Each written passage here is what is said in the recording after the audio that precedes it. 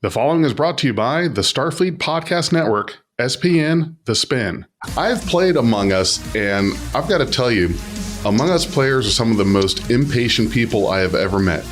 When you get into the lobby or whatever it is, you're on the ship preparing, if you don't start that match within 3.5 seconds, people just start dropping, they're pushing you, they're spamming start in the chat. It's like, come on, people, you are so impatient. Like, really? Yeah. You know you're going to be sitting here playing this all day. Why don't you just chill for a minute?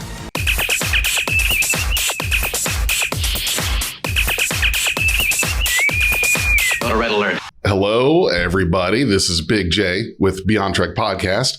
I am here with Vance Major, who is a very prolific fan film creator, maker.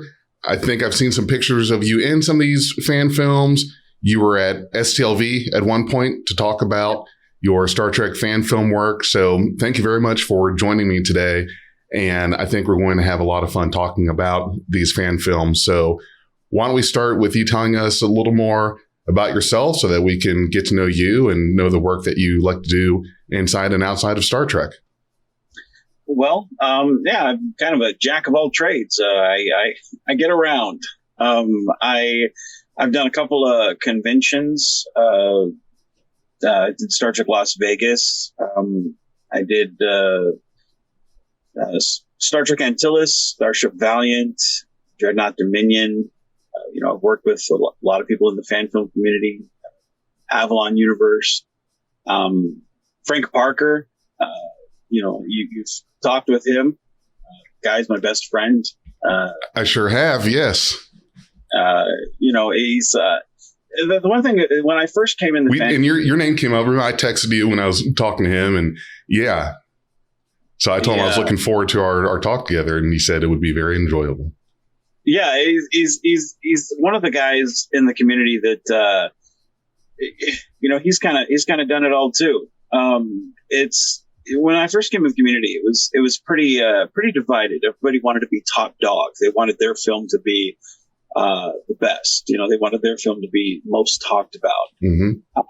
And in fact, it's been probably, I want to say just about 10 years that I've been a part of this community. And I realized early on, like, my films are never going to be the best, so why try to be top dog, and I always wanted to be someone that was, bring everyone together, work with everybody, therefore, it's not all the weight on you, right. All the focus isn't going to be on you, and it's a lot more fun doing stuff that way, because you get a lot of variety, and it encourages other people to make their films, and you get a lot more flavor per se, it's been a lot of fun getting to work with the different people, like I said, Starship Antilles, which is George Kyan, Dreadnought Dominion, which is Gary Davis, Frank Parker, Randy Wren, Avalon Universe, Josh Irwin, and Axanar, Alec Peters. I went to Star Trek Las Vegas with him, and that was fun to get to stand on stage and talk about the fan films that I've made. And the thing is, I have never been the type of person to do it big. It's just been all on my cell phone, low budget. The 21st century of making a film in your garage, Well, and with cell phones, it's just as good as, most cameras you can get a hold of on the consumer level, because the resolutions they've got now and everything are just fine. It's hard to tell between that and a home use camcorder anymore these days. Yeah, that's true. The they have in fact the thing my phone is sitting on right now is a tripod. Mm-hmm. And who would have thought back in the day that they would have cell phones that we'd be able to do interviews on, that we'd be able to be on the internet, exactly, take pictures, let alone record movies on, and edit films, I'm not an editor. My editor does that, because I've got friends that do that stuff. They're way more talented than I am. But you can't do editing. It's easy, right? Not me. No way. But there are people out there who are able to do more than they do the whole kit and caboodle on their phone. Wow. But when I first started, it wasn't really like that. People, they had those bulky cameras and were doing it like that. Now it's a lot more open with using your phone. And more people can get involved that way, I think, because now to do these films, you don't have to have, well, I was about to say you don't have to have, you should have, and it's not difficult to obtain high quality type equipment. And like I said, with the cell phone videos, they're up there now. You're not stuck with the low resolution cameras like we had back then. Most any cell phone you have in your pocket now could be used for that. So that has opened it up for more of those films. Now, would you say might just be a coincidence, but has the technology in cell phones, like as cell phones have gotten better about video, do you feel like you've seen more fan films coming up, or is it just a coincidence? No, I think with the, like, take green screen, for example. Right. Just in the past 10 years, it's, and some of this has to do with just some of the people that I've met and worked with, and encouraged, and then they've encouraged. Just take green screen. That one thing right there has been able to help people make films. 20 years ago, that really wasn't a thing. 30 years ago, that definitely wasn't a thing. People did not do that. Now it's easy to do. Let me turn real quick and you can see. Right. I got a green screen right there in my room. There's one sitting behind me. This is how you see that's a green screen behind me. Yeah, people use Zoom calls. Yep. I know Jim's Landscape, who he does very low, not trying to be offensive, quality fan films. Mm-hmm. He has rubber mask on for his stuff, but that's what he uses for his fan films, and they're, hey, those are what he wants to make, and those are perfectly fine. And the thing that is good about fan films is every one of them just as valid as the next. That's the beauty of making fan films, is you have the ability to make the film that you want to make and take the time that you want to make them, whether you're using a Zoom call type film or using green screen type film, or you're going outside shooting on a cell phone, or you like on this side of the room, like when I take the stuff down, like that's my sets, and I have cardboard that is for like the table, and it looks just a little bit, it's one step up from the green screen. It's a physical set that I can use. Or if you use actual plywood and make the bridge sets, it's like a Warp 66 or Neutral Zone Studios, right, full blown sets that look authentic. No matter what your flavor of Kool-Aid is, you have the ability to make the film that you want to make with whatever you want to make it. And with technology being the way it is, whether it's text or Facebook or whatever, we're able to instantly communicate with each other, where, again, 15 years ago, we really didn't have that, because chat rooms really didn't exist all that much. I mean, they were around, but not to the extent they are now. 30 years ago, that shit it didn't exist. I mean, we were barely getting to conventions with each other, So the old school conventions that were at the hotels, they didn't cost an arm and a leg to get into. You could get autographed in a picture without, spending a whole bunch of cash. Yeah. In that regard, it was a lot better than it is now, whereas now it's like, oh man. But I mean, now, I mean, we go to conventions and we connect on a completely different level than we did there.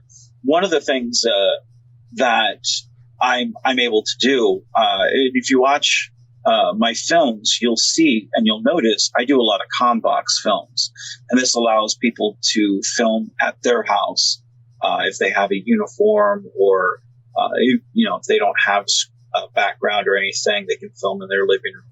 But they're able to film like right now. I could film my thing, or you could film your thing where you're at, do whatever background you want, pop on a uniform, and you could read your lines, say your lines, and I can put that and green screen that on my Combox. My as you can see, I have a TOS Combox. Oh, nice! I like it. But I can use that, put that on the background, and then it looks like I record my lines and then go to the Combox, green screen you there, go back to my lines, green screen you there, my lines, green screen you there. And it looks like we're having a conversation. And that's a very easy way to film make. I record myself coming into the room. I sit down in my chair, computer, record, open a channel to Jefferson, then you're on screen. Yep. Hey, Vance, how are we doing? Then, not bad, Jefferson, back and forth. And then, okay, see you later. Screen off. Then I get up, leave. Very easy way to film make. And it's simple. Yeah, it takes no money at all. But all you do is change the dialogue around, several different ways, and you've got yourself several different movies. And it's an easy way, cheap way to make film. And doesn't matter what uniform, what era, what background. And that's a way that I make my films. And a lot of people, I think, have caught on to doing things that way, to make their own films that way. And again, for me, when I write my scripts, I very seldom will write a background unless it's a very specific thing. I always just write dialogue. It's very dialogue heavy between what are the characters, because the backgrounds never really matter, because to me those things don't matter. It's very open because those things change, but I think being so open and accessible makes it easy, because if you are like, oh man, I broke my green screen, that's fine. Film it in your living room. Or if you're like, I think I should do it outside, make it an away mission. Okay, that's fine too. We'll change it to, instead of Starship, Challenger, we'll Planet Iconia or whatever. So I mean, those things right there, that's just window dressing, because the important part of the film is I'm talking to you. But with the technology that we have, it really just makes it so much easier to make films. And I think people have realized it's not so hard to make a film. You really just need a camera and a little bit of passion. And then who's a friend that can help make it? Or if I can't find a friend, how can I make it myself? So it's more accessible now to more people, because when Star Trek fan films, at least when I started getting into watching them, it was, I want to say it was the early to mid-ish 2000s. We had Enterprise had been canceled, Nemesis underperformed at the box office, and we had that long drought of just no Star Trek content for several years before we ended up getting back to up to 2009 when that new Star Trek movie took place in the Kelvin timeline started. But that seemed to be when fan films you started seeing them everywhere. It was, how do we fill this gap of content? We didn't really have a gap like this. Once TNG started in 87, we pretty much went fairly steady in Star Trek content until the early 2000s. And so we weren't used to that much time in between. So there was a hunger. There was a hunger that needed to be satiated, And so that's when it started. You started seeing these fan films come up. And at the time, it was, you had to have as big a production value as you could put together at the time, which wasn't always the best. You did have some of the ones that stood out, like Star Trek New Voyages, Star Trek Continues. And there was another one I was very fond of.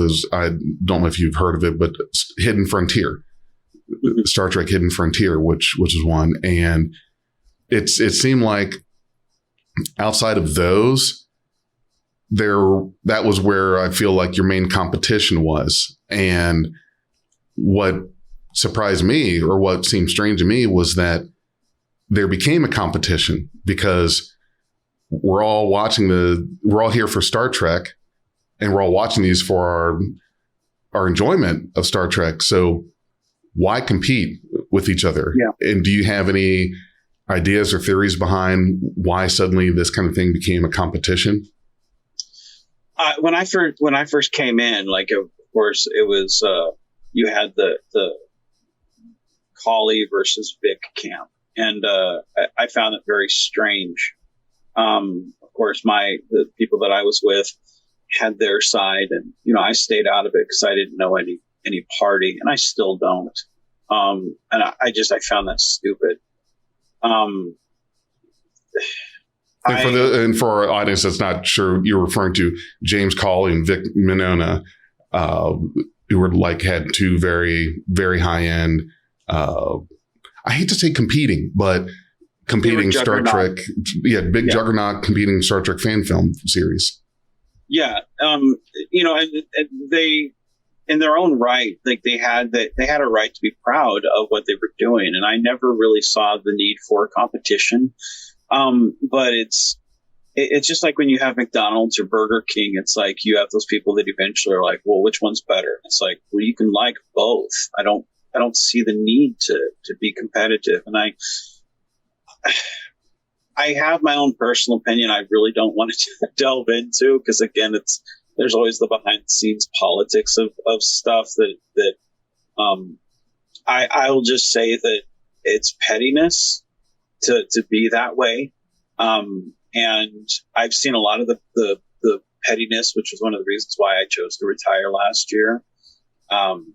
Pettiness in the fan film community is always stupid.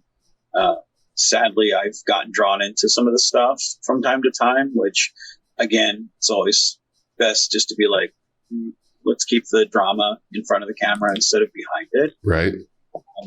There's never really a need for that type of stuff, because at the end of the day, no matter how much the ego of any of us get, I don't care if we're talking someone small,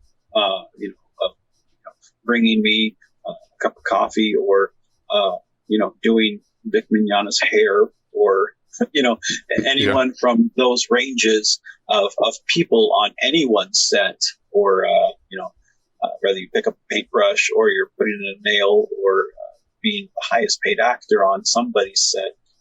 At the end of the day, none of us are important. We're just fans, and we shouldn't treat ourselves as if we're anybody important rather than a fan.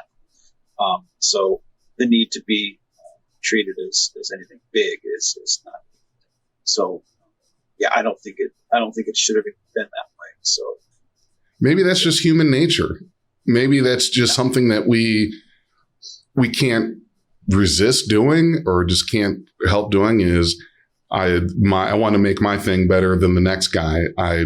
There's this contest in my head that is only there, where I feel like, okay, mine, if I work just a little bit harder than the other guy, I'll get the Academy Award. Well, there's no such thing for fan films. It should have always been a case of, hey, a wink and a nod, mine's going to be better than yours, wink and a nod, and you guys do your own thing. And that's with the people that I like to work with. We all have our own fan series, and it's always nice to be like, hey man, cool, you got 20,000 views. Awesome. Cool. Like take the Avalon universe, for instance. Josh, that guy's one of my best friends. He was with me when I went to Star Trek Las Vegas. In fact, he was behind the Tron, the video Tron. I don't know what it's called, but when they were showing the videos of everything, like he was behind there with me, and we got a picture of both of us, with our masks on because COVID was a huge thing at the time, Yep. but we took a picture of both of us there.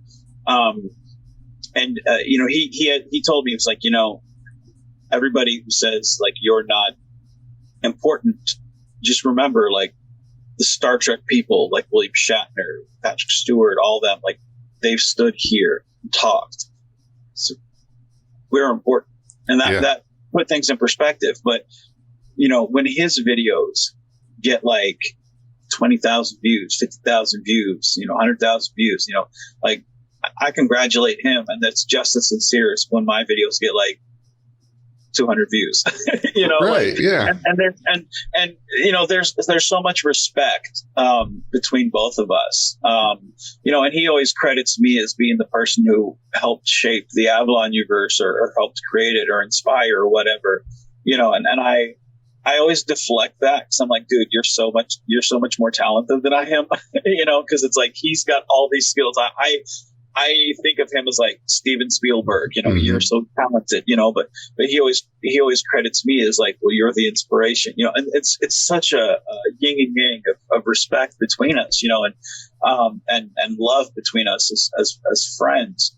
But that's the way it should be between creators, not a competition or hatred for, well, you got all those views. Dude, most of the fans and views between them are the same people.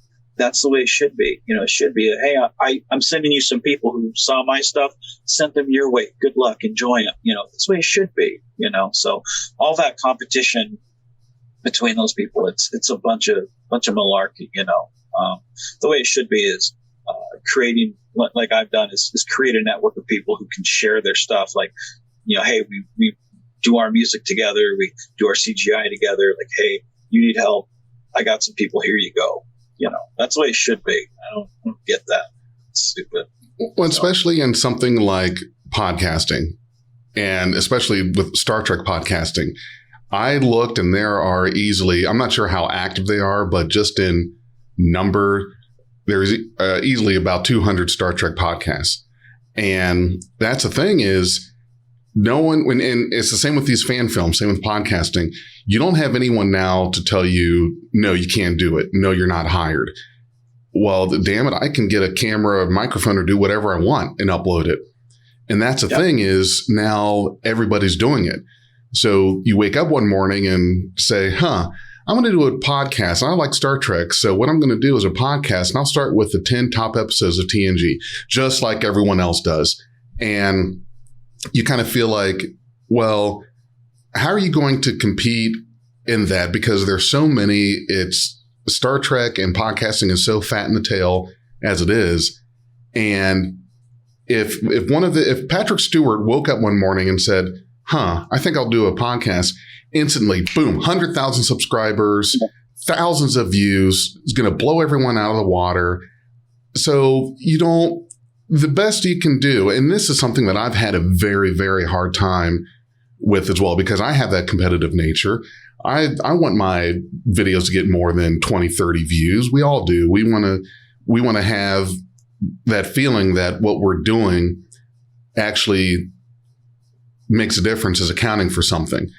And one of the things that one of my friends told me was, because I kept talking, saying, hey, I'm having a hard time getting past. We certainly have episodes that get into the hundreds when we have interviews, like, for example, when we did with Will Wheaton, Tim Russ, John Billingsley. We have the different ones where we've had those big jumps. And a friend of mine said, he asked me, if you were sitting in a room with 30 people talking about Star Trek, how'd you feel about that? I said, well, shit. I mean, that would be pretty cool. Yeah. That's awesome. I'd love to sit in a room with 30 people, of course, talking about Star Trek. He said, well, okay. So where's the problem in that being how many people looked at or listened to your most recent thing? And okay. That puts it in perspective. Sure. But you're right. It's like that. It's that human nature. That first instinct you've got is wanting to compete with the other guy. That's the thing, that the problem that I find with a lot of fan filmmakers, and your friend had the best perspective. I love that, I might steal that myself. You're gonna have to, yeah. Because that I love that, because I think there's a lot of wisdom there. But I've told people when they release videos and they don't understand why am I not getting the views. I've told them, I'm like, I never look at the views. I never do. And I have 100. How do you resist that urge? I don't care about views. Like, they don't impress me at all. Like, views, likes, those things. It's nice, but I mean, it's like a sugar rush. After a while, who cares? If you're looking at, after 156 films, if you're doing it for views, you're doing it for the wrong reason. If you're doing it for likes, you're doing it for the wrong reason. Because at the end of the day, I took all my videos and I put it on my Google Drive. All those views, all those likes, they don't matter. It's backed up. If YouTube deleted my account right now, what would those views, what would those likes mean? They wouldn't mean anything. No, they wouldn't. And I took everything off my Facebook, deleted most of my albums off because, you and I were speaking before the show about Facebook and Skynet and all that, know. If Facebook decided to delete my account because of, whatever, my history's gone. So I backed up everything, put it on a photo album that rotates through all the pictures. Like, it's got right now 10,000 pictures plus. All those fun memories that I have of the films, the friends, the people that I've met, that I saved from all the albums before I deleted them off Facebook. All that stuff doesn't have anything to do with views, doesn't have anything to do with likes, doesn't have anything to do with comments. So the history from what I've done and have the fun I've had has nothing to do with the stuff that most people focus on. People focus on the wrong things. It's like at Christmas time and birthdays. They focus on the presents. They focus on, what am I going to get so-and-so? None of that shit matters. You need to focus on spending time with family. You need to focus on, hey, go have a meal with them. Take a picture with them. That will mean more when you're looking back rather than, what did I get for Christmas? Those things matter. Go do your passion. The story. Did the story need to be told? When you're talking Trek with your podcasts, did you have fun with who you connected with? Those things matter. So 10 years from now, when you're looking back at your show, you spent time with people you cared about. You didn't waste your time. The audience, they'll either show up or they won't, but you had fun. And that's the way I feel with my time. When I retired, I told the stories I wanted to tell. I didn't have the largest audience, but regardless of whether I had 35,000 views on a video or 300, YouTube's algorithm screwed it up either way. And you and I both know the algorithm is always going to screw you up. You and I both know, regardless of the content you and I provide, it's YouTube that decides. Yes. It's not up to you and me. You and I both know that. You and I could provide the best content. It's the people who pay or pay YouTube the most. It's not up to you and me. So I don't focus on those things. It's a sugar rush. It's no different than, hey, Dad, here's a piece of chocolate that you shouldn't have because you're fat. Oh, thanks, son. Those things don't matter. They don't matter to me. So I focus on, did I enjoy it? Because when I'm on my deathbed, I'm not going to go, man, if I had one more like, I'm going to think, man, I made a lot of videos with my son, and he's going to be able to watch them with his kid and go, my dad made these with nothing. I have something. Hey, son, let's go do something. Yeah. I left him something. And that's the way people should do it. So the fights that the people used to have over being number one, man, you go ahead and do that. I'm going to go ahead and be number 50 back here. I'm good. I'm making relationships with people. We're making our stuff. I'm inspiring people, the lowbrow people. I'm good. I don't want that. You go ahead and do that. I'm good. I'm enjoying company with you, so they can fight to be number one. I'm good. Exactly. Well, I think that the thing that is more fulfilling, and I've seen this as I've lately, is just this one day I decided I'm going to branch out and want to meet more people that are involved in Star Trek. And because a lot of my friends, they may be fans. Some of them are, a lot are not. And I just feel like, am I really reaching and talking to an audience that shares the same passion for Star Trek?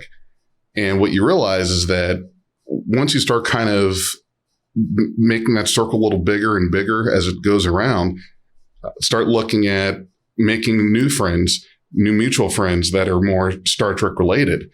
And so now when I'm going through Facebook, I commend you for trying to get away from Facebook. I don't see, it has become such a, I guess I want to say, virus to everyone that they feel like being there is how they validate their being and everything they do, their events in their lives. But I feel like once I started branching out to more people that were in this community of we're all Star Trek fans, when I'm going through, I'm seeing in my feed more Star Trek stuff, which is what I wanted, what I liked. I wasn't seeing that before.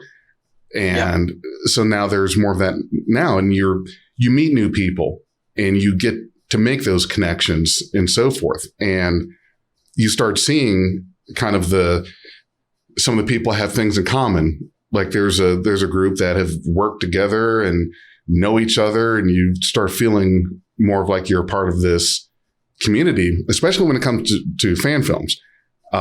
There's some crossover there. Like, you and I have talked to and know the same people. Well, that I know now after I've started actually branching out some more. Like Ray with Neutral Zone Studios, talked with him several days ago. And Frank, like we mentioned before, there's going to be people that if you haven't watched or listened to, everything, you might be wondering, who the hell is Big J talking about? Well, that's what you get. You need to watch everything that we do. Then you'll feel part of the club. I tell you, one of the two stories. When I first met Frank, I actually hated the guy. I didn't like him at all because of when he left Dreadnought Dominion. I felt that he had abandoned that production, and when he came back to fan films, I looked at him with so much distrust. I was like, I'm not gonna like you, Mm-hmm. But when I swallowed my pride and reached out. I was like, well, if Gary and Randy can work with you again, I guess I'll get over myself and I'll give you a chance, And the guy ended up being, like I said, one of my best friends, like a brother to me. Mm-hmm. We did podcasts. We did shows reviewing fan films, reviewing other films. And I mean, we spent, I think it was probably like a year and a half, 2 years, every Friday night reviewing stuff, and this was a guy at one time that I wouldn't have given him the time of day. I was like, I don't trust you, Yeah. And Ray Tassi, he drove down when Starbase Studios was in Oklahoma. The guy drove down. I was having the first Promenade-a-con, because I have a Facebook group called The Promenade, which we have about 8,000 members, and we discuss things like Batman, Star Trek, anything geek related, but it's very family friendly. Mm-hmm. We don't allow a lot of swearing. We're not, potty people. Gotcha. It's very much, hey, let's keep it clean, but let's be geeky. But I wanted it to be a very family friendly place. Like if you're at work, you don't have to worry about dirty stuff here. You could be on Promenade here, and so I was like, well, what's a good way to get my friends at the studio and get some recognition for the studio? So we decided to have a kind of an open house type deal. So we called it Promenade-a-con, and have my friends come. And it was really successful. And Ray was one of those people that came. And nice. He walks up to me and was like, Vance? I was like, yes. Because I'm like, I don't know if this guy's going to shake my hand or knife me. I'm always, And that was where I first met Ray. And charming guy, just the friendliest guy you'll ever meet. And those are two people. That again, Facebook can be a great way to bring people together. It can be the most toxic environment for those people that are looking to be toxic. But I tell you, I haven't given an interview since I retired, which has been a year now. But when you reached out, just making a friend, mm-hmm. I was like, man, I want to talk to this dude. I want to connect. Mm-hmm. And I'm enjoying talking to you. Hell, before the show, when we were talking about Skynet and all that stuff, I was like, man, and Gary Busey and buttered sausage, like, yeah. And if anybody doesn't know what we're talking about, go YouTube Gary Busey buttered sausage. You won't regret it. I saw it. It's okay. It's just it's very strange, but I'm going to have nightmares about that now. But it's one of those things that, I get more out of this type of conversation, actually calling the people that I care about, having conversations like this with people that are like-minded, who want to discuss, not argue and have vitriol about why Discovery sucks or why Voyager was the best Star Trek ever, or why Archer shouldn't exist, or discuss, like, hey, why do you not like Discovery? Or why is Discovery good? Or, just like, what is your opinion of modern Trek? Because those, I think, my personal opinion, I think there's some good Trek in the old days. I think there's some bad Trek in the old days. I think there's some good modern Trek. I think there's some bad modern Trek. I think there's good conversations to be had on both. But I think people have forgotten with armchair, Facebooking, how to have a conversation and just talk about it instead of arguing and having to be right. I think we can agree to disagree and have a conversation, I think there's a saying that I like: nobody hates Star Trek more than a Star Trek fan. Yeah, yes. You're that one? Yes. Which I think it's a shame, excuse me, but I think in a lot of respects it's true, which it shouldn't be that way. But there are people that have not liked Star Trek since the 90s, back in what we're calling, I guess, the golden era of Trek, the Rick Berman years, the TNG, DS9, and Voyager. But I think what every group of fans needs to be reminded of is you didn't like the original series. You didn't like TNG because it wasn't the original series. You didn't like DS9 because it was on the space station. You didn't like Voyager because there was a woman captain. There was something. There was always this thing that you didn't like about Star Trek. And all it's doing is it's just continuing. You didn't like Discovery for this reason, or there's going to be something that everybody will have that complaint about, but then later look back on it and say, oh, okay, this was really good. I actually like this. And it can be kind of, I'm not sure what the word I want to use is, but it kind of gets old to see all the same arguments in regards to, why can't you just enjoy Star Trek? That's what I don't get, is I like all of it. Now, well, let me retract that just a little bit. It has taken, in all of my time, I've been a Star Trek fan since Wrath of Khan in 1982. I was 5 years old. It has taken Lower Decks to get me to the point where here's a series that I don't really care that much for. And I didn't think I would ever hear myself say that, but that's just my opinion. I thought it was okay first couple seasons, but I think it relies very heavily on being a reference show. The entire foundation of it is making these quips and references about past Trek, and it doesn't feel like it really stands on its own as its own thing anymore. It did kind of feel that way for a while, but now it's just sort of become more of a parody. And I get that there are people that like that. Great, more power to you. I'm going to watch it just because I'm a completist.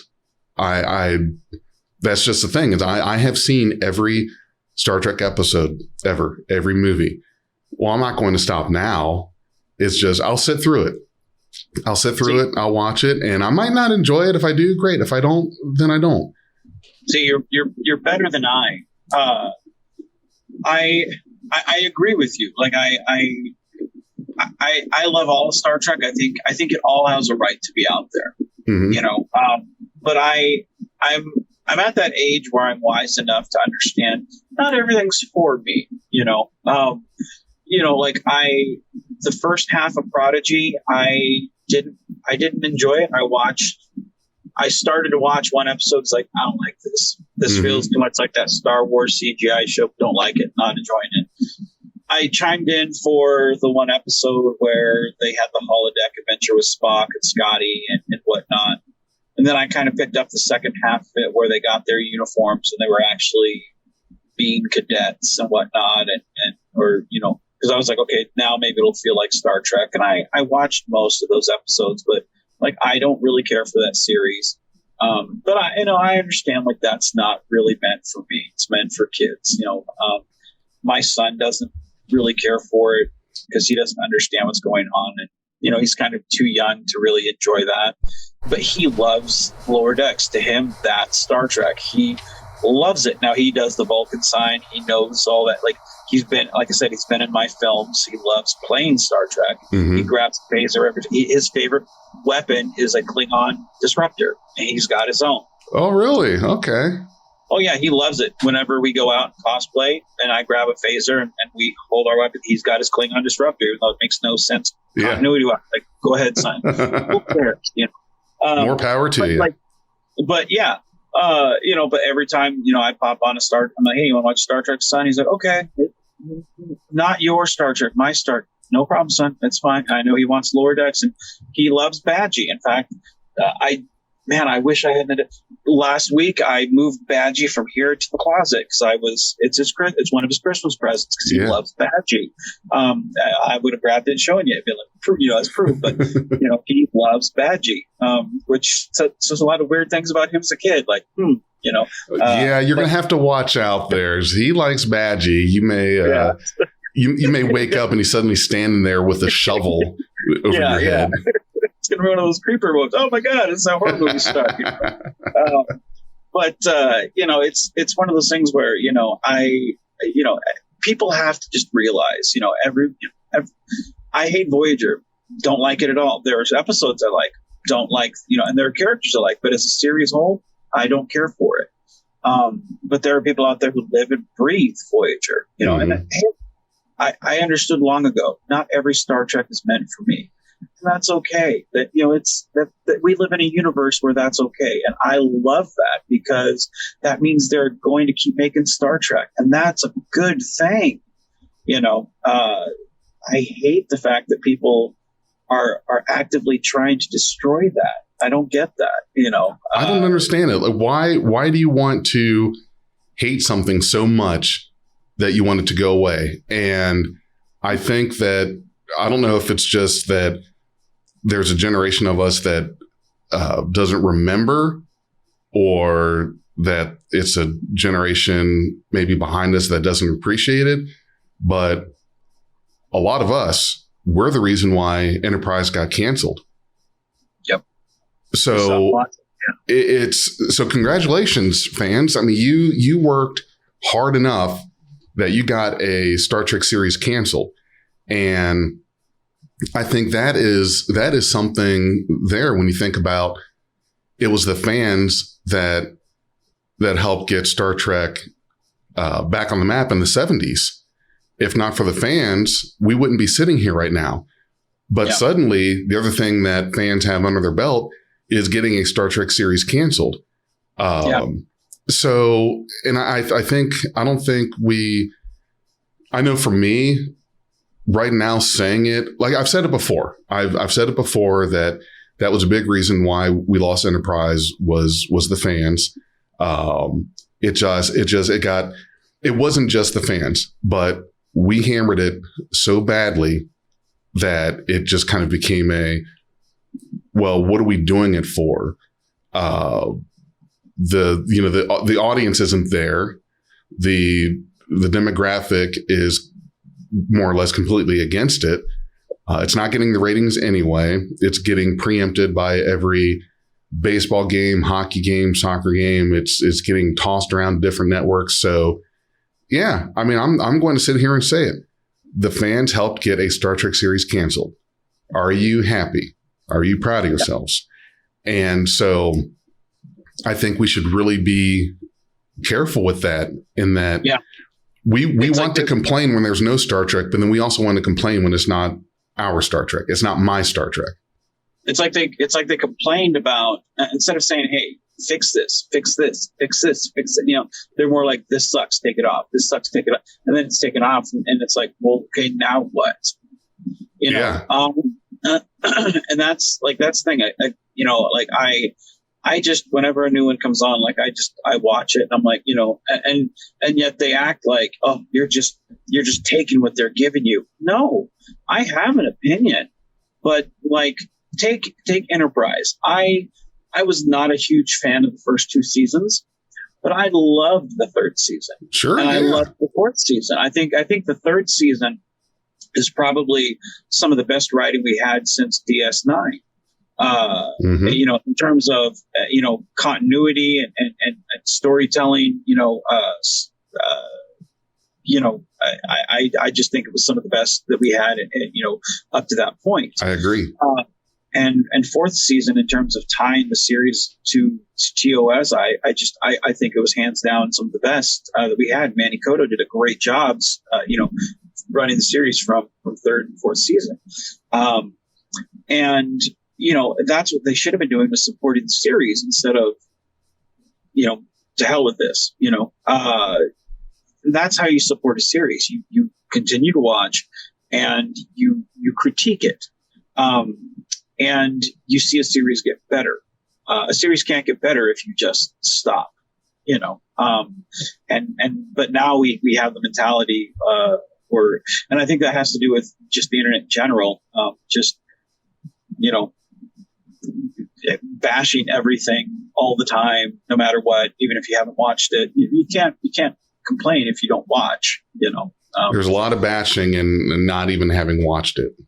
Yeah. It's like, was I a fan of Discovery's Klingons in the first season? No. Did they improve it in the second season? Yes, they did. Did I like the excuse they gave? Yeah, it's something. But to me, that's no different than the excuse they gave in Trials and Tribulations for the Klingons there, where Worf makes the joke of, we don't discuss with outsiders. To me, it's like, okay, let's get back to the story. It's fine. Like I'll laugh, chuckle, and it's fine. I don't get so hung up on those things, because I just go on. It's fine. Mm-hmm. They get so hung up on every little thing instead of, okay, but how is the rest of the story? It's kind of like you're on a 1,000-mile road trip, and you're worried about that one little road bump that you hit on mile 5. Okay, but how was the rest of the trip, though? How was the luxury hotel you had every time you stopped? How was really, dude? The one pothole you hit? Really? I mean, get a life, not to quote William Shatner, but get a life, bless their hearts, Yeah. But I think that's one thing that fan films give the fans to do, is what's Star Trek through my eyes? And that's one reason why I think, like I was saying earlier, when you have the lower budget or you have the higher budget and all the ones in between, it gives you your chance to put your flavor there and say, this is Star Trek through my eyes. And it doesn't matter. They're all just as valid, because it's your take. And it gives you a chance to tell a story, no matter what it is. And it's great. That's what technology, whether it's green screen or cell phone or whatever, it gives you a chance to tell a Trek story and be part of that universe that you love to support. Because I think, you should be supporting. And I think that's a very telling thing, is that you have these issues with Star Trek. You have these complaints and criticism. Well, here you go. Do your own thing. Make your own film, your own vision. Yeah, here, you go ahead. You make it better. Yeah. And now suddenly here you are out in the woods with a cell phone camera, and you realize, oh, I don't have a script. I don't have a story. Yeah. Have my neighbors dress up in uniforms isn't really the coolest looking thing. And we have more of an ability now to be the change you want to be. Now it's, you can do more than just sit back and complain. In a lot of regards, we have more technology and ability to make a series than they had in the original series. Yeah. And it's not to critique them or put ourselves up on a pedestal or not, but we have a quicker ability and turnaround rate. Think about that. I made 156 films in 9 years, and they made 78 in 3? Yeah. 72 in 3. Was it right? No, 70. I think it was 70. I think it was 78. You think we would know this, but we're in our old age. See, now we're gonna get, like, you're gonna get canceled now, just like the Star Trek, that you're gonna be like, you're gonna be the next Enterprise. Yeah, really. But that, we have the ability to, fill in the gaps. And that was one thing I did with my Constar films. Like, in one of my after credits, I actually put Jim Kirk from the book series. 79. 79. Yeah, you're right. So we're both wrong. We're both going to get shut down after this. Yes, we are. But I put Jim Kirk in a first contact uniform on a Borg ship, kind of offhandedly referencing the book The Return. Right. Yeah, good book. Stuff like that. Yeah, like just doing stuff like that, a nice nod, because of course with no budget, I'm not able to tell that story or do anything even close. But in the film The 11th Hour, I was able to do my take on the battle to retake Deep Space Nine, the Dominion, the little battle at Sacrifice of Angels, and for no budget. It came out pretty nice with all the spaceship battles and everything, and the Constar being a Constitution class ship. We did pretty well. And, we're one shot that I'm proud of in particular, where the captain of the Constar, like, they all kind of look up and you see the Dominion warships in the bulb of the Constitution class ship, which is something, most people, the only time we really ever see out that bulb is in the cage when we're looking up top of it. And I thought at the time, this would be I thought this would be a really cool shot in the middle of our battle sequence, and it came out really nice, but as a fan, it's just like, you're able to do stuff like that and go, what's my take on this, and again, given the fact that most of my films, it takes the Kevin Smith approach where it's just people talking. This is the climax of all of these films. Let's really go out here, And again, with most of my films having no real budget, we're able to take and put our spin on it, and that's what all these fan filmmakers have kind of picked up on is let's do it our way, and tell us good Star Trek story. But Star Trek, I think, is done best when you just take a good story and put that Star Trek wrapper around it instead of, trying to imitate Kirk, Spock, McCoy. Just tell a good story. There are a lot of stories that can be told. Yes, there are a lot of good stories. Go tell them. I encourage that. Go tell them. Even if you don't have, if you just have a red T-shirt and you get a piece of paper and put the emblem right there and it's tacky, it's okay. Go do it. Go do it. Go be a bad film. Go do it. Be a bad film till you get to be a little better, and just, you'll always improve, but go be a bad film first, fail upwards, That's how you learn. Yeah. That's how you learn and get better at it. Yeah. Yeah. But I think that, and I want to go back to where you were talking about our disdain in Discovery for the Klingons. This is what I don't understand. I will never get it. But look at humans. Look at humans as a race. Sure. We look very, very different in different countries, different regions. If you were an alien species and you are watching a show or dealing with humans, and it's always the humans from, say, a very certain demographic of the country, and then suddenly you come back around and you're dealing with humans that are from Asia, Africa, South America, whatever it is. So you're telling me suddenly you're going to have a problem with, oh, these aren't humans. These aren't my humans. Why do they look like this?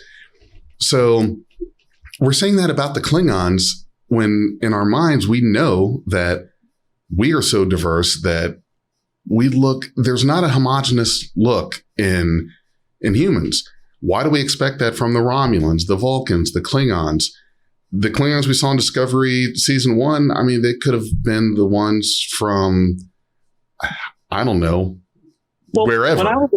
When I was a little kid, they had I read somewhere in a magazine, and it always stuck with me, which is why I never had a problem with it, that the Klingons in the Northern Hemisphere had no ridges. The Klingons in the Southern Hemisphere had the ridges. Yeah. And I was, okay. So I never had a problem with that. Or maybe it was Southern. I do recall the same thing. It was something to that effect. Forgive me if I had it backwards. Anyone who's going to nitpick that comment. But so I never had a problem with that. And when I watch the original series, I just, okay. So whoever was in control of the Empire obviously had, was from the Southern Hemisphere or whatever. Okay, no problem. That's fine. And I never gave it much thought when we got to DS9 and now all of a sudden Korg, Kang, and Koloff had ridges. I was like, okay, whatever. It's whatever. Maybe they just had, people get plastic surgery all the time. It doesn't really bother.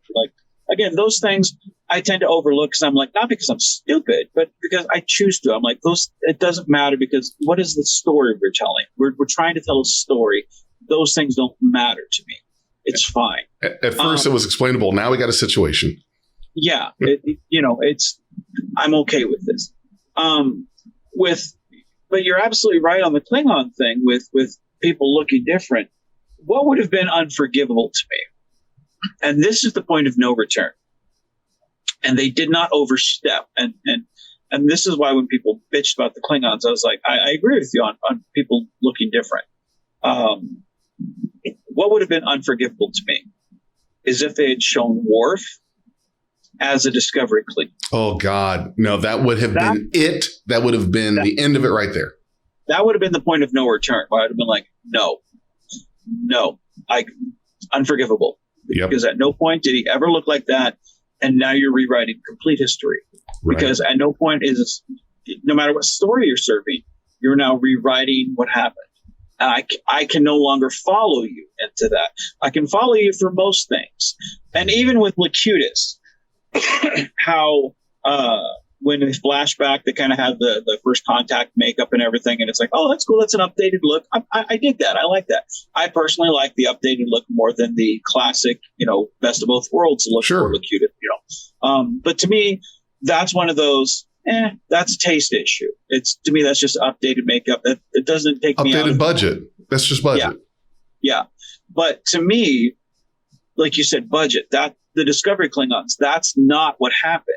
So if they were to try to update Worf, you've now taken me out of the moment. I can no longer follow you into the story. That's no. And they never at any point attempted to do that. So I have no problem watching Discovery season 1 going, I can watch this. This is fine.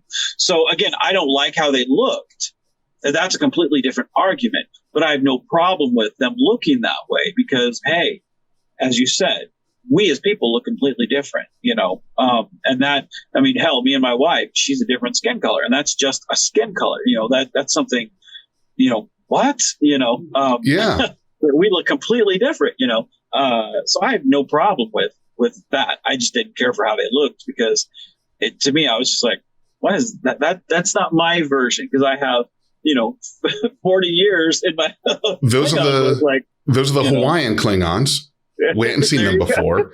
The Klingons we had seen before were like, the North American. Well, okay, that makes absolutely no sense because I honestly, you know what I'm saying. I honestly have more of a problem with Remans than I have with the Discovery Klingons. Because did you ever see how the Remans press their buttons? I mean, they have the same buttons we do, but they have those long, curly fingernails where I'm like, cut your nails. How are you supposed to press those buttons? Because the button's here, but your fingernail's like here, but you're like, and it's just why did you make the console that way if you can't press the button? So for me, that took me more out of the moment than the Klingons did. So, but common sense is common sense, but I digress. So I think it's in our world, in our arena, when it comes to the fan films, it's probably a good thing that we don't have the budget, or at least don't have a crazy budget, because you can see what happens when you have more money. You start getting crazy. You start doing some stupid stuff. You start getting kind of away from the essence of your characters or Star Trek.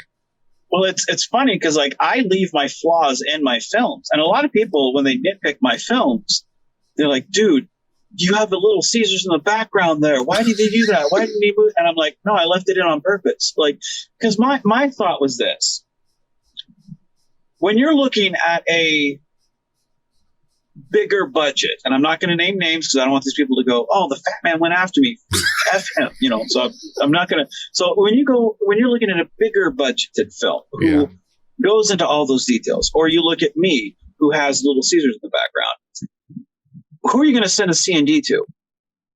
Me, or someone like that? You're not going to get.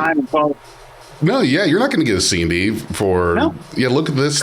You're not on the radar. Yeah, they're going to look at me and go, "This guy don't know what he's doing." Are you going to look at me, who half his crewmen wear blue jeans or sneakers in their Starfleet uniforms, where, hey, it's casual Friday on the Starfleet outfit? Or are you going to look at that guy who he's wearing the Avanos uniforms and everything's tailored to the maid Starfleet trimmed outfit? Or are you going to, Porky McGee over here in his tennis shoes in his Starfleet outfit?